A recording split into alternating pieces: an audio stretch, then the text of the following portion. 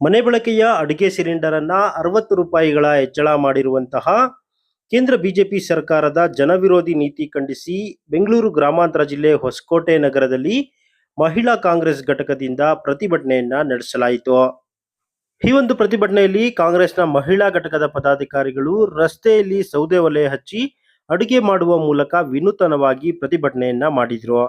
ಈ ಒಂದು ಸಂದರ್ಭದಲ್ಲಿ ಬೆಂಗಳೂರು ಗ್ರಾಮಾಂತರ ಜಿಲ್ಲಾ ಮಹಿಳಾ ಘಟಕದ ಜಿಲ್ಲಾಧ್ಯಕ್ಷೆ ಡಿಸಿ ಲಕ್ಷ್ಮಿ, ರಾಜ್ಯ ಮಹಿಳಾ ಘಟಕದ ಪ್ರಧಾನ ಕಾರ್ಯದರ್ಶಿ ರೇವತಿ ಅನಂತರಾಮು, ಜಿಲ್ಲಾ ಪಂಚಾಯಿತಿ ಮಾಜಿ ಸದಸ್ಯೆ ಅನಂತಕುಮಾರಿ ಚಿನ್ನಪ್ಪ ಸೇರಿದಂತೆ ಬ್ಲಾಕ್ ಕಾಂಗ್ರೆಸ್ನ ಅಧ್ಯಕ್ಷರುಗಳು, ಮಹಿಳಾ ಘಟಕದ ಕಾರ್ಯಕರ್ತರು ಇದೇ ಸಂದರ್ಭದಲ್ಲಿ ಹಾಜರಿದ್ದರು. ಈ ಒಂದು ಸಂದರ್ಭದಲ್ಲಿ ಬೆಂಗಳೂರು ಗ್ರಾಮಾಂತರ ಜಿಲ್ಲಾ ಮಹಿಳಾ ಕಾಂಗ್ರೆಸ್ ಅಧ್ಯಕ್ಷೆ ಡಿಸಿ ಲಕ್ಷ್ಮೀರವರು ಮಾತನಾಡಿದ್ರು.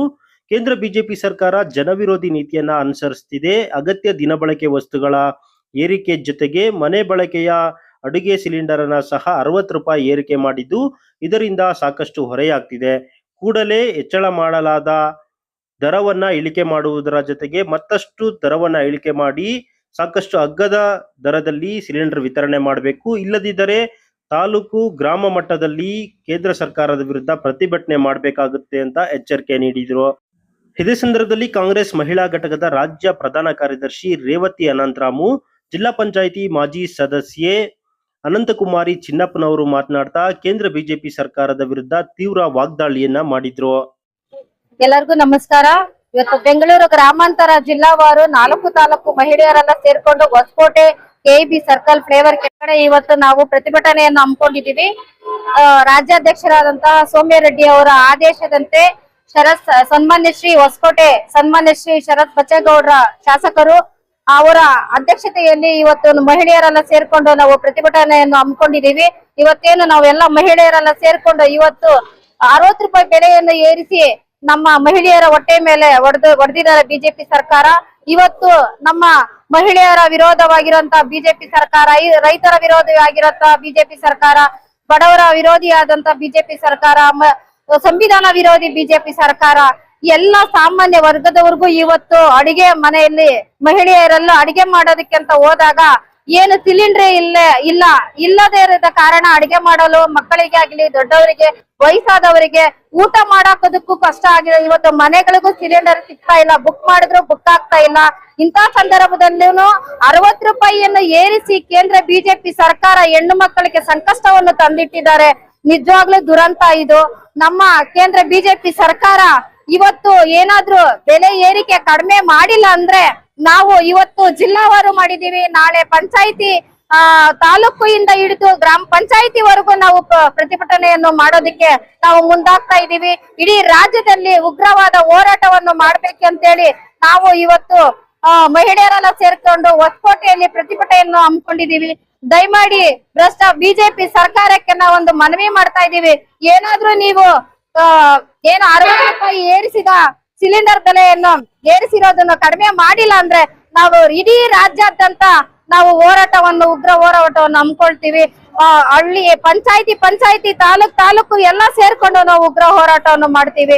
ನನ್ನ ಹೆಸರು ರೇವತಿ ಅನಂತರಾಮ್ ಅಂತ, ರಾಜ್ಯ ಪ್ರಧಾನ ಕಾರ್ಯದರ್ಶಿ ನಾವು ಇವಾಗ ಸಿಲಿಂಡರ್ ಬೆಲೆ 60 ರೂಪಾಯಿ ಕೇಂದ್ರ ಸರ್ಕಾರದವ್ರು ಏರ್ಸ್ಯಾರೆ. ಇವಾಗ ಎಲ್ಲ ಹೋಟ್ಲುಗಳನ್ನ ಇವನ್ನ ಎಲ್ಲ ಮುಚ್ಚಾರೆ. ಇವತ್ತು ನಾವು ಇಲ್ಲಿ ಬಂದು ಕಾಫಿ ಕುಡಿಯೋಣ ಅಂತ ಹೋದ್ರೆ ಒಂದ್ ಲೋಟ ಕಾಫಿ ಸಹ ಸಿಗ್ಲಿಲ್ಲ. ಯಾಕೆ ಅಂದ್ರೆ ಸಿಲಿಂಡರ್ ಬೆಲೆ ಏರಿದೆ ಅಂತ ಹೇಳಿದ್ರು. ಈಗ ಸಾಮಾನ್ಯ ನಾವು ಮನೆಗಳಿಗೂ ಸಹ ಸಿಲಿಂಡರ್ ಬೆಲೆ ಏರಿರೋದ್ರಿಂದ ಗ್ಯಾಸ್ ಬೆಲೆ ನಾವು ಅಡಿಗೆ ಮಾಡಕ್ ಸಹ ನಮ್ಮ ಮಹಿಳೆಯರಿಗೆಲ್ಲ ಕಷ್ಟ ಆಗಿದೆ.